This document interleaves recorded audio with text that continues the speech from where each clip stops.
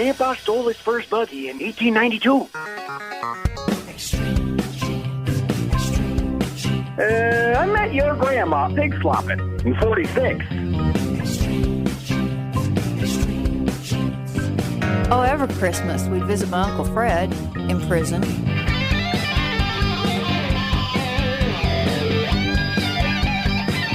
And welcome, America, to America's family history show, Extreme Genes and ExtremeGenes.com. Fisher here, your radio root sleuth on the program where we shake your family tree and watch the nuts fall out. This is a classic rewind edition of Extreme Genes. We'll be back with another new episode after Roots Tech. If you've been watching Netflix lately, you may have seen Our Father, and it has to do with fertility fraud. And it's a very disturbing show. I'll just say that right up front as a little bit of a warning. It's about a doctor in Indianapolis who so far is known to have fathered 94 children. Yeah. And we're going to talk to the DNA detective CeCe Moore about this because this guy is not the only one. In fact, there are at least 44 others that are publicly known, 44 fertility doctors, and she says there are many more than that. You're going to want to hear what CeCe has to say coming up in about 10 minutes or so. Hey, if you haven't signed up for our weekly Genie newsletter yet, may I invite you to do so once again. You get a blog from me. It's free. You get links to past and present shows each week. It's free. And you get links to great stories you'll appreciate as a family historian. Right now, it's time to head out to Boston. David Allen Lambert is standing by, the chief genealogist of the New England Historic Genealogical Society and AmericanAncestors.org. How you doing, Dave? I'm doing okay. It's a belated wish from me to you. Happy Father's Day, Fish. Hey, thank you. But you know the first one was started 112 years ago in Washington State? I had no idea. Yeah, it was proposed by Sonora Smart Dodd. Her dad was a Civil War veteran, and he raised her as a single father. So she loved her father so much, she started a holiday that, well, you and I and millions of others can be grateful for. So thank you, Sonora, for all the cards that I've received in the past 20-odd years now. And I hope you had a great day too, Dave. I surely did. You know, I love when I meet people at NEHGS. Well, I had a gentleman come in. He's 94 years young this year, and he was telling me about his life story, that he's attended Fenway Park for 89 years with the Red Sox. So obviously he's seen a lot more years they lost than won. But he told me, when I asked him, I said, you must have seen Ted Williams play baseball. And he says, son, I saw Babe Ruth play baseball. 1935, the last year that Babe Ruth played professional ball, was not with the Yankees. Most of your listeners are probably saying, huh? Boston Braves. And That is the year, and he was 7 years old and fondly remembers seeing him play. So, unbelievable. Hey, wow. Can't be many people alive today that saw Babe Ruth play baseball. No. Well, you know, I love stories about DNA, but for the descendants of people that were in World War II, our boys may have not been buried in the right graves. DNA is now saying that some of these individuals may have not been the ones that were brought home with that name attached to them. Ooh. And this is because DNA is showing they're now actually finding these people in other graves on the other side of the pond. Unbelievable.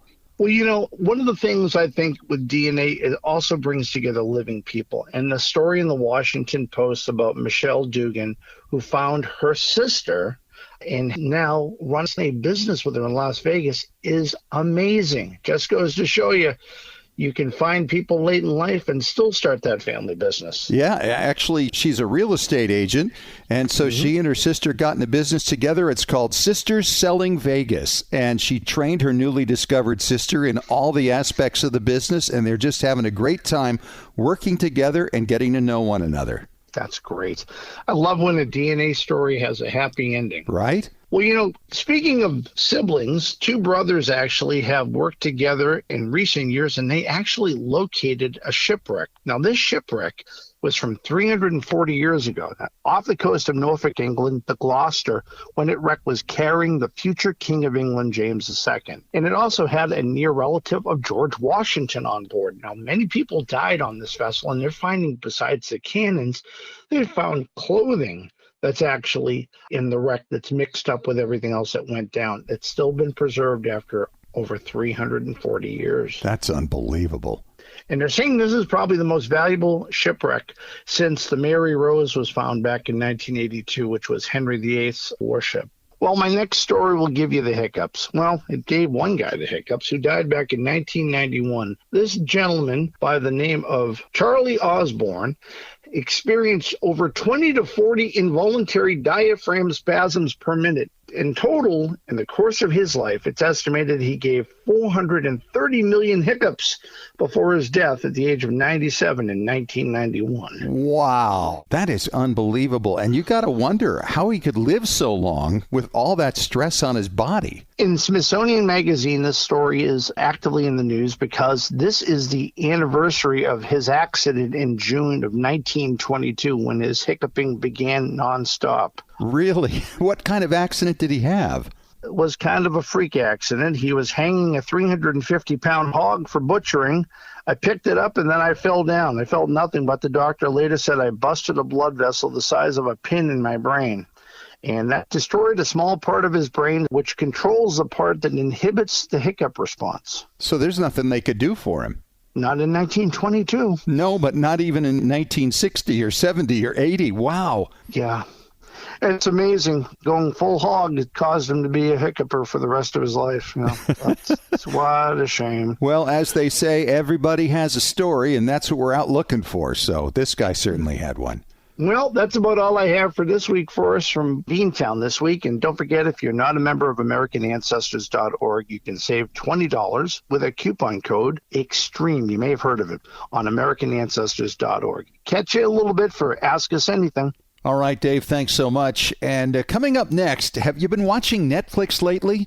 There's an amazing movie out called Our Father. It's about a fertility doctor in Indianapolis who has been found to have, so far, 94 biological children through fertility fraud. And coming up next, we're going to talk to CeCe Moore, the DNA detective, about this issue that she's been on top of actually for a long, long time. And she says there are far more doctors than the 45 that were mentioned in the documentary. You're going to want to hear some of the complications of this whole thing coming up when we return in 3 minutes on Extreme Genes, America's Family History Show.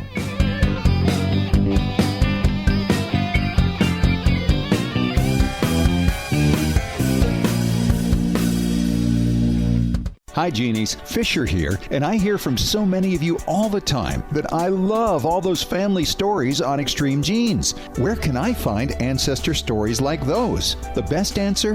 Digitized newspapers. And nobody has more digitized newspaper pages than newspapers.com. Newspapers.com has well over 800 million searchable pages from the United States and countries all over the world. Find those valuable obituaries and marriage accounts, often with photographs.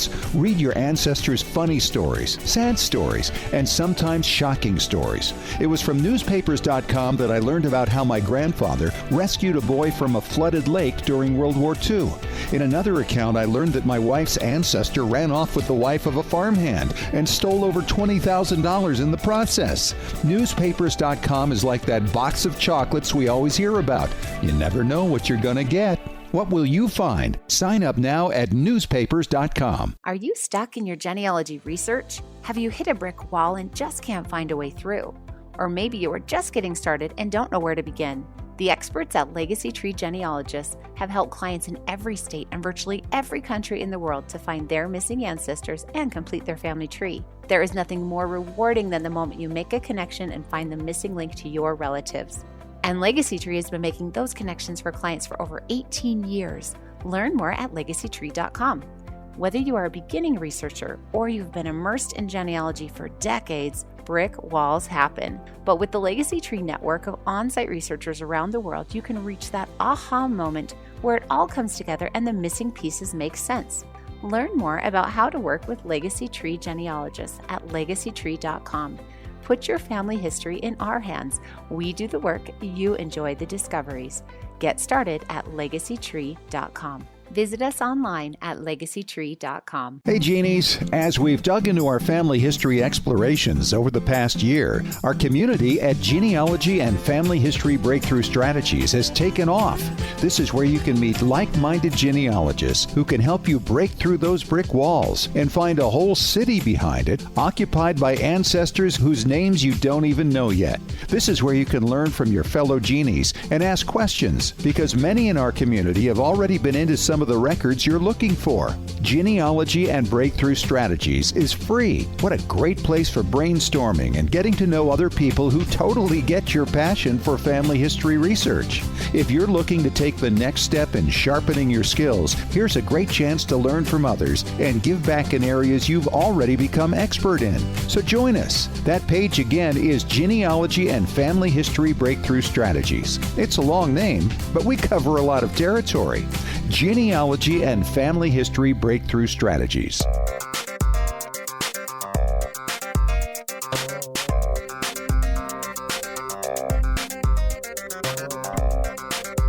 All right, back at it on Extreme Genes, America's Family History Show, and ExtremeGenes.com. It is Fisher here, your radio root sleuth. And just 10, 15 years ago, we began this whole journey with DNA.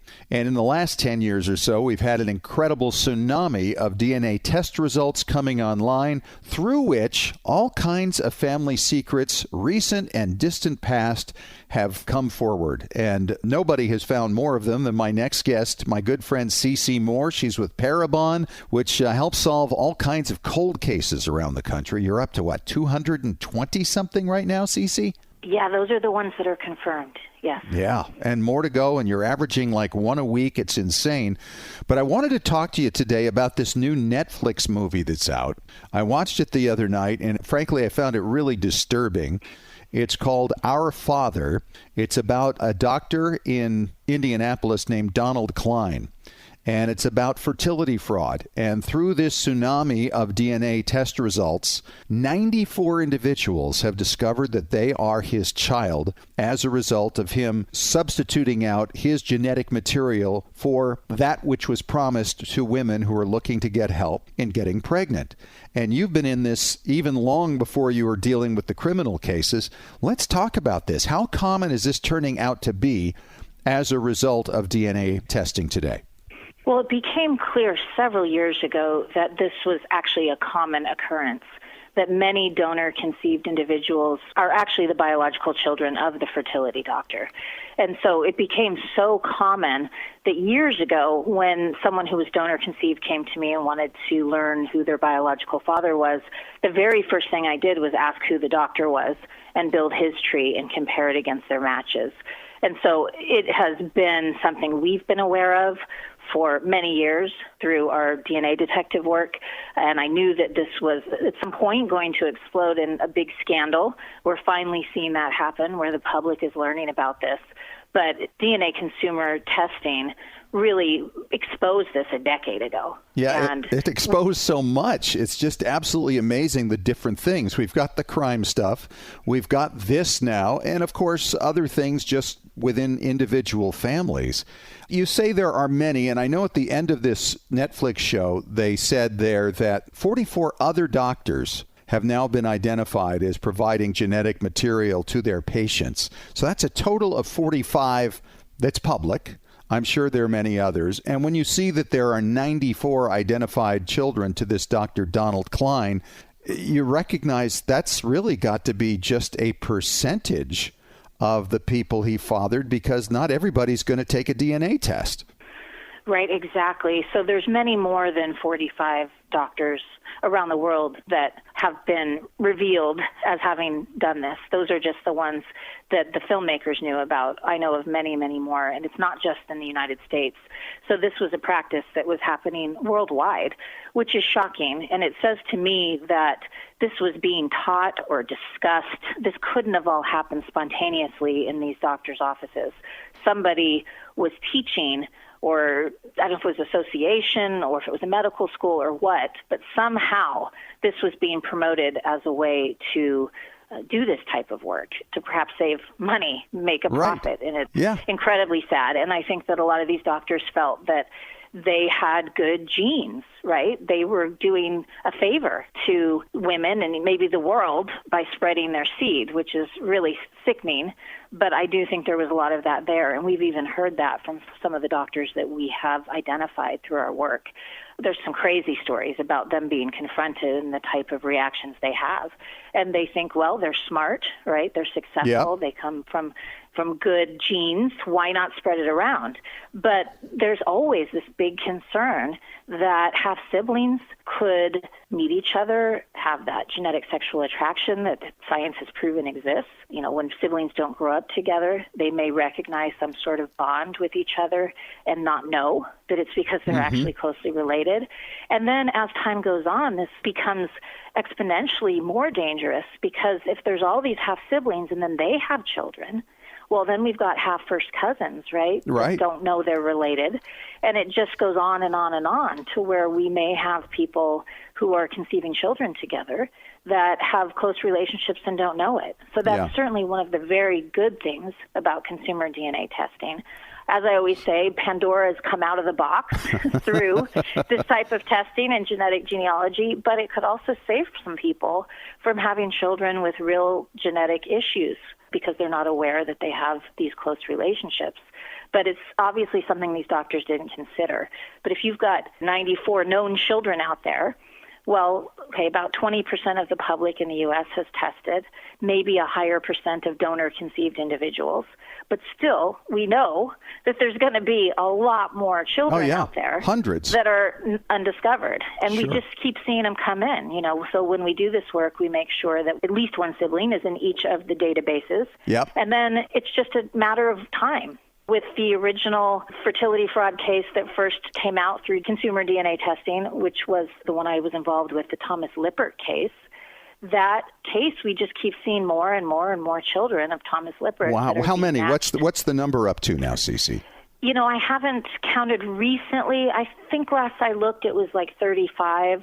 So, you know, not rivaling Klein yet. Right. But I do believe there are still many, many more out there, and still many of them are young. Sure. And may not have taken the time or have the money to take these tests. So I expect there's at least 100. But, you know, he was sending his biological material to other states even. And so oh, my gosh. I think you know, I've always believed he has hundreds of biological children out there, and I'm sure that he does. Now, in the Klein case, they were talking about the children, these half-siblings, they have autoimmune issues that apparently came down through his side.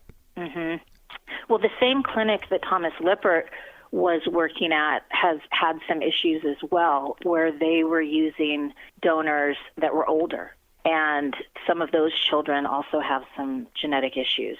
And that hasn't gone public, but I've seen that myself. And so when there is a totally unregulated industry, such as the fertility industry, there's just no way to know what they're doing behind closed doors. And they never could have imagined that consumer DNA testing was going to bring all of this to light. Right. And so we're seeing all kinds of terribly unethical, unprofessional activities or behaviors that were happening in these fertility clinics and really in the industry as a whole. I mean, it's really scary, and I feel really badly for anybody that is in a position where they need to consider fertility treatment, because I think it's really hard to trust that they're behaving ethically, and there needs to be some type of federal regulation. Absolutely. You know, this is the thing that the people who are deeply involved in this case really tried to get him charged with a crime, Dr. Klein. And the legal people were saying, well, really, there isn't anything we can charge him with because there's nothing on the books that deals with this kind of thing. Now, since then, Indiana, where he's based, has come up with a law to deal with it. But, of course, it's not going to impact this guy. This guy wound up with a $500 fine and a slap on the wrist, basically a suspended minimal sentence for having falsified statements, answering questions with the Attorney General's office for the state of Indiana. That was it. They couldn't go after him for anything else. And so you're absolutely right. We do have to deal with a national law to cover this whole thing, and hopefully in other countries as well. I think it's fallen largely to the biological children from these cases to try to get these laws passed. I know Eve Wiley, who is a daughter of a doctor as well, and it's a very similar type case to Donald Klein's, has advocated and actually been successful in getting a law passed in Texas. I think that was the first state that passed a law considering this type of behavior as a type of sexual assault. Yes. And so it shouldn't fall to them, right? We should all be up in arms, not just the biological children of these individuals. We should all be saying, look, when you've got an industry that is dealing with such sensitive portions of someone's life, I mean, your entire being, right? Your entire identity in life is involved in this. There has to be regulation. We cannot rely on them to self-regulate. We see what happens, right? This is what self-regulation led to in this type of industry. And I'm not a big pro-regulation person, but something has to be done here. I'm hoping, just seeing that this is coming out, that people are getting caught, not just like in cold cases in violent criminals, but people's other types of very unethical behaviors are coming out through DNA testing, that it will help some of this to stop, just because they know they can't get away with it anymore. And not forever. That's the other thing, you know. There must be so many people across this country and across the world that are just shaking in their boots, right? Because they know they did something that is eventually going to be revealed through genetic genealogy, whether it committed a violent crime, abandoned baby that died, or they perpetrated something like this. Someone in power took advantage of someone like these doctors. And I wanted to ask you, CeCe, are you aware of any of these doctors who have been revealed? Are any of them still in business? Oh, absolutely, yes. Really? They are. And a number of them don't think they did anything wrong. That's the reaction. And so that's why I've been really coming to the conclusion that this was a known practice within their field, at least, you know, among the doctors themselves. This was an accepted, known, maybe even encouraged practice, because many of them still don't see that they did anything wrong. Now, with someone like Dr. Klein, he didn't get the punishment that he deserved, but, I mean, his career is ruined. His life is probably pretty much ruined. He's been completely shamed and shown to the world what he's really like. And so we have to take some solace in that. She is CeCe Moore. She's the DNA detective. CeCe, let's take a break and talk more about this when we return here in 5 minutes on Extreme Genes, America's Family History Show.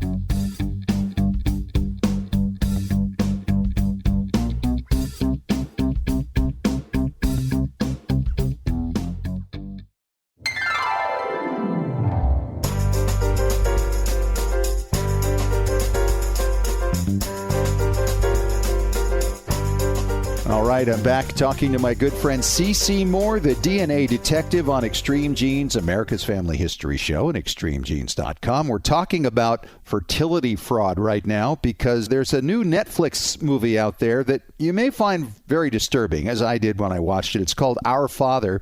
It's about an Indianapolis fertility doctor, Dr. Donald Klein, who has been shown through genetic genealogy to have fathered 94 known children at this point by using his own biological samples instead of providing those that were actually promised to the women he was supposedly helping. He had promised them that they would get various samples based on what kind of talents or looks that they wanted their child to have. But as we found out, of course, as a result of the tsunami in DNA, this man provided his own samples, and so he has 94 kids that are known right now, but there are probably many, many more because they haven't all tested. CeCe, you were speculating in our last segment that this may be something that is actually taught within the field because there are right now 45 publicly known doctors who have been accused of this. What could be the motives here, do you think? Well, one is obviously profit, right? If they don't have to pay for a donor, they're saving money every time they perform this procedure. But I do also think that sometimes it involves some type of narcissism, that these doctors believe that they are superior beings, right? They're smarter, they're accomplished, they're successful. I think doctors are often treated almost godlike in our society, or have been historically, and so maybe they believe that they're actually doing something good for the world, that spreading their seed is going to improve humankind, you know, which is really scary and kind of disgusting to think about. But I think it is something we have to consider as a possible reason that some of these doctors did this, because it's many more than 45. Sure. There's a 45 we know of at this point. I mean, that are publicly. Yeah. Right. But I know of many, many more Sure. than that. And so you would like to think that this is a one-off, right? This is such a horrible story, and people will make themselves feel better by thinking, oh, it doesn't happen a lot. But it's not. This is actually more the trend. This is not the exception. This seems to be more the rule in the industry that this was being done. I'm not saying all donor-conceived people are the children of their fertility doctors, but there are many, many out there that are. And it's such a challenging thing for some of the children that find out later that their dad, who was thought to be the donor, wasn't their dad. And you've dealt with this many times. I dealt with it once with a friend who I had to tell her father wasn't her father. It's devastating. And the pain goes on and lingers for perhaps a lifetime, knowing that the man you loved or that loved you so much is not your biological father. Well, and then the flip side is this man that you think did this terrible thing is half of your genetic material. Yeah. You have half your DNA from this doctor. And then many of these doctors are very successful and accomplished and intelligent. And so what a strange dichotomy that must be for the biological children. You think, okay, this is an outstanding person and I've got their DNA, but then it's also a very unethical person who made this decision to do this. And I just can't imagine what that must feel like. I mean, for those of us that are really focused on DNA and genetic inheritance, it's such a strange question. And I think it is similar to what we look at whenever we find someone in our family tree that maybe wasn't such a great person. When people find, say, slave owner in their family tree, it's not about that one person, right? You can still build your family tree, your genetic family tree, and appreciate your ancestors. You know, maybe you just sort of skip over that generation, that one person that was found to do something pretty awful. So I do hope that the biological children of these doctors are still able to appreciate their genetic heritage on their paternal side and still get joy from tracing their genealogy, since, you know, we love that. We would hate for somebody to not be able to get joy from that. But it must be such a challenge to navigate. You're right about that. And the dichotomy of feelings is what I've seen in people. And one of them is this idea that, wait a minute now, you went in and you violated my father, for instance, in a situation of somebody having an affair with the mother, right? And so now they hate this person who brought them life, and they feel a distance from the person who raised them because of the fact now they have this genetic material, which really doesn't define who you are. The other challenge that's interesting to me in this for people who get discoveries like this is something that happened before they were even born, right? I mean, it was 9 months plus before they were born. And nothing in their life has changed, right? The dad who raised them was still dad. All the memories they had were still the same. Nothing was different throughout their lives. They met the person they fell in love with and had kids with, maybe grandkids. And yet everything is different now because of this DNA test result. Right. There are literally millions of people who have made these types of discoveries now. Because if you think about it, about 40 million people have tested across the different companies. Wow. And about 10% at least are known to have unexpected surprises that are pretty significant. And so think about that. You know, maybe 4 million people have found out that their father or grandfather was not their biological ancestor. And that's significant. And a lot of people have said it's absolutely life-changing for them. So consumer DNA testing has just brought to light so many secrets. Being on the cutting edge of that from the very beginning has been a real lesson in human nature and our society and what has been going on behind closed doors and the types of decisions people made thinking that nobody would ever know.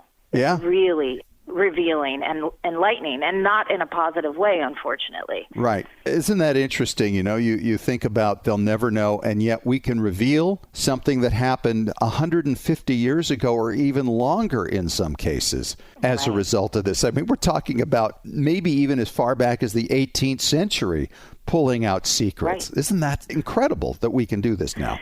It is. It's really incredible. And it's so much relied on getting that critical mass, getting these huge databases and people who know their family trees, of course, to be able to help those who don't. But often when I'm working in trees, I make discoveries about people's families way back even that I don't think anyone even knows yet. I think, I wish I could share this with all the descendants. I'll see that there's been this long disagreement about who the father was in a case or who the parents were even 100, 200 years ago. And I can see the answer very clearly through the DNA. And it can be resolved. So I believe there are thousands of brick walls and debated ancestral lines that can be resolved. Even going back 200 years, going way back in our trees, the answer is there in those DNA databases if someone puts in the work to do it. My question to you is, how many more people do you think are going to test over the coming decade? You know, that's such a good question. I always feel like maybe we've kind of hit saturation, right? When we saw that huge upswing in 2015, 16, 17, where the databases were just doubling and doubling and doubling, and it was incredible. And then around the time the Golden State Killer suspect was identified and arrested, things started slowing down, and some blamed law enforcement for that. So I was really thinking we'd hit that saturation, but there's been a couple surveys recently done that make it appear there are still a lot of people out there that would take a test if they were given one for free. Interesting. And so I think there still are quite a few people that will test. I think we will see millions more, and I really wasn't convinced of that until pretty recently. She's CeCe Moore. She's the DNA detective. CeCe, always a joy to have you on the show, and we'll talk to you again soon. Thank you so much. Great talking to you as always. David Allen Lambert is coming up next to join me for another round of Ask Us Anything on Extreme Genes, America's Family History Show.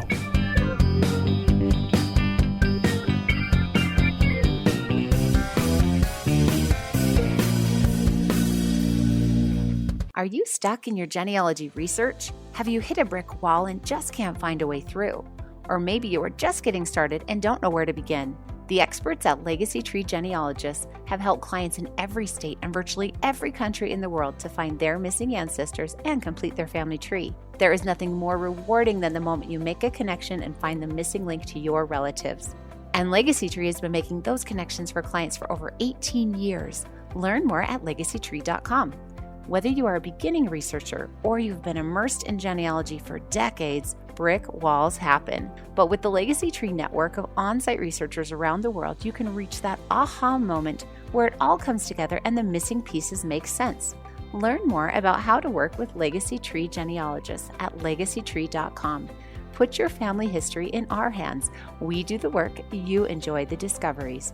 Get started at legacytree.com. Visit us online at legacytree.com. Hi, Genies. Fisher here, and I hear from so many of you all the time that I love all those family stories on Extreme Genes. Where can I find ancestor stories like those? The best answer? Digitized newspapers. And nobody has more digitized newspaper pages than newspapers.com. Newspapers.com has well over 800 million searchable pages from the United States and countries all over the world. Find those valuable obituaries and marriage accounts, often with photographs. Read your ancestors' funny stories, sad stories, and sometimes shocking stories. It was from newspapers.com that I learned about how my grandfather rescued a boy from a flooded lake during World War II.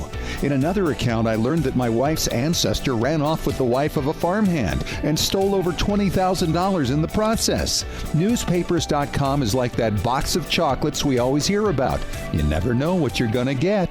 What will you find? Sign up now at newspapers.com. Hey, Genies, Ancestry now has an exclusive partnership with PhotoMine, the leader in photo scanning and archiving. What does this mean to you? Well, imagine inheriting an old photo album and you want to digitize all the images. Up until now, you'd have to remove the pictures, place them in a scanner, crop them, and perhaps use Photoshop to improve them. Now, by using these amazing PhotoMine tools from Ancestry, you can use your phone to take a picture of an entire page from your album. The tools will automatically separate and crop each picture, improve focus, and restore color or colorize your images. Then you can assign which picture goes to which person on your tree. If you've been waiting years to get around to the tedious project of scanning your old albums, it's been worth the wait. No more pulling your photo albums apart and trying to reinsert the pictures back in proper order. No more tearing of your old photos while removing them from those so-called magnetic albums of the 1970s. Sign in to Ancestry through their mobile app to try it out.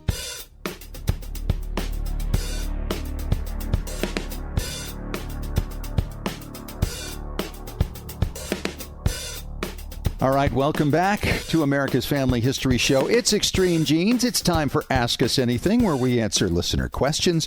David is back on from the New England Historic Genealogical Society and AmericanAncestors.org. Dave, first question from Anne Marie in Farmington, Connecticut. She says, guys, I found that my recently passed uncle had a collection of coffin plates. Coffin plates. What do I do with these? I don't know if these belong to family or if he bought them. Where do I go with this? Anne Marie.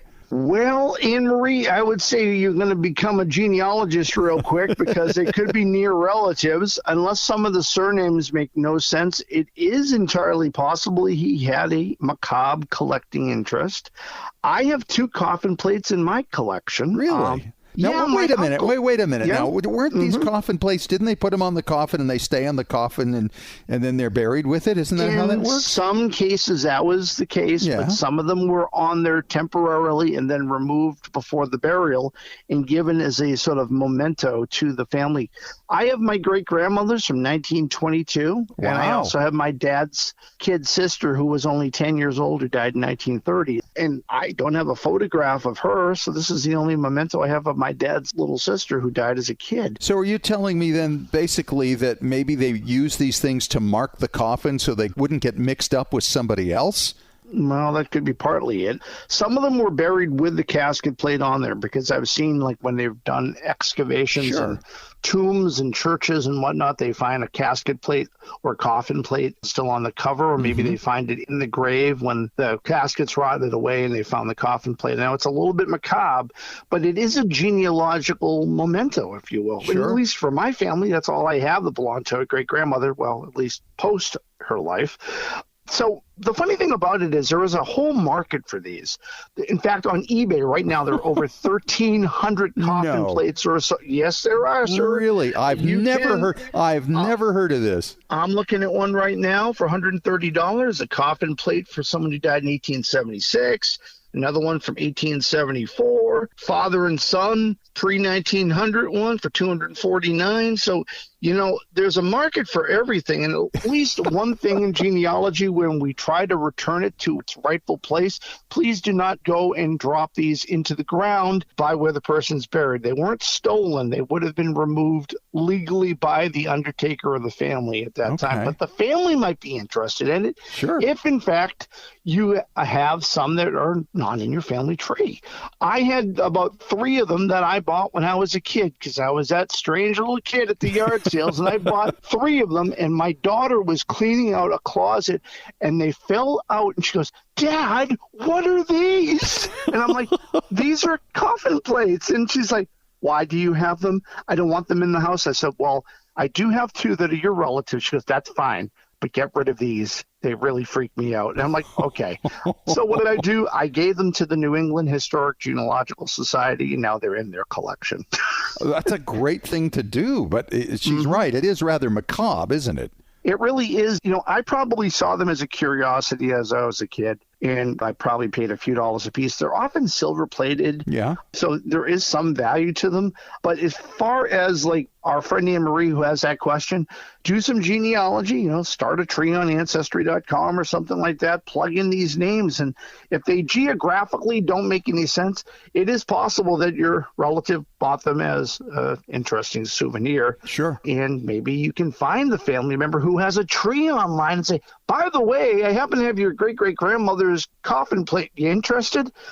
I know that if someone contacted me, I would put my hands up and say, why not? All right. Wow. Interesting question. Thanks so much for it, Anne-Marie. Hey, we got another listener question coming up next when we return on Ask Us Anything on Extreme Genes, America's Family History Show.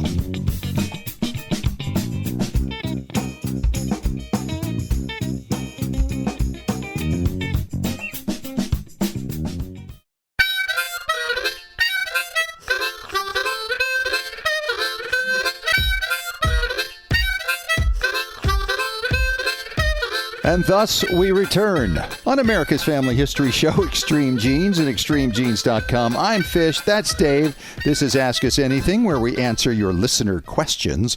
And Dave, this one comes from Lance in Mesa, Arizona. Says, Fisher and Dave, if you found out that your late great-grandmother had had a child that she gave up, how would you approach her 94-year-old daughter for more information? Lance, that's an interesting one. That, it makes you think of a couple of things. First of all, does the 94-year-old really know about it? What is the disposition of this 94-year-old? Is she a really open person? Is she sharp? How's her memory? I guess the thing I would think, Dave, is you really have to do a lot more research before you really even ask her anything, don't you think? That's very true, because you don't know at that age if there are already memory issues that she has, or she has health issues. I mean, you don't want to give the poor person a stroke or a heart attack. Right.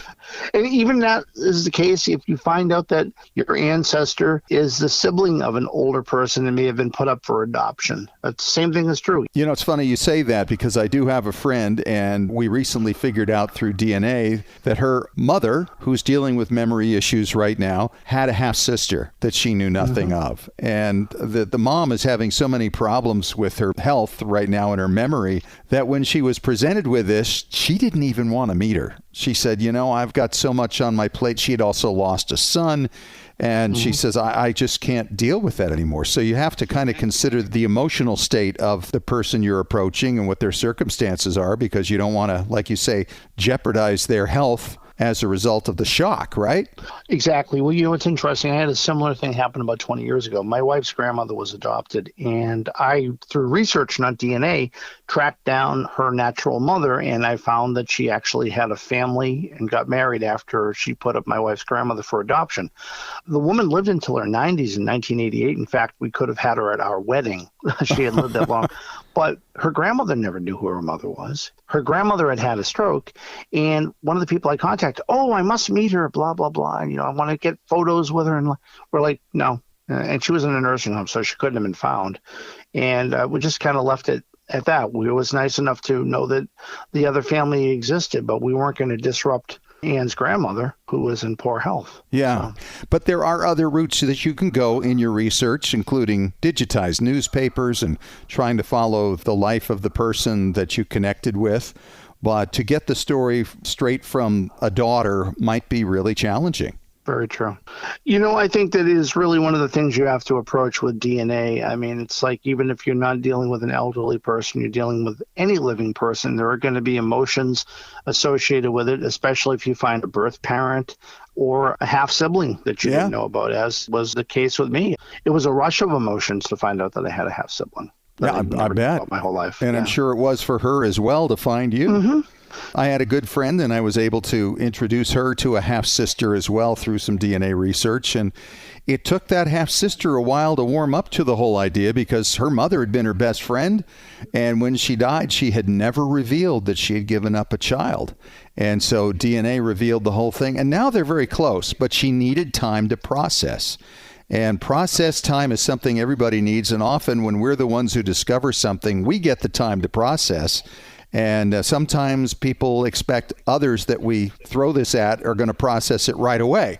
That's just usually not the case. So you want to make sure that you do everything you can to respect the person's time to process the whole information. So thank you very much for that question. Good luck with that, Lance. David, thank you so much. We'll talk to you again next week. Absolutely. All right, that's our show for this week. Thanks so much for joining us. Hey, thanks to CeCe Moore, of course, the DNA detective, for coming on and talking about fertility fraud. It is rampant in the United States. If you missed any of the show or you want to catch it again, of course, catch the podcast on extremegenes.com, Apple Media, TuneIn Radio, iHeartRadio. We are all over the place. Talk to you again next week. Thanks for joining us. And remember, as far as everyone knows, we're a nice, normal family.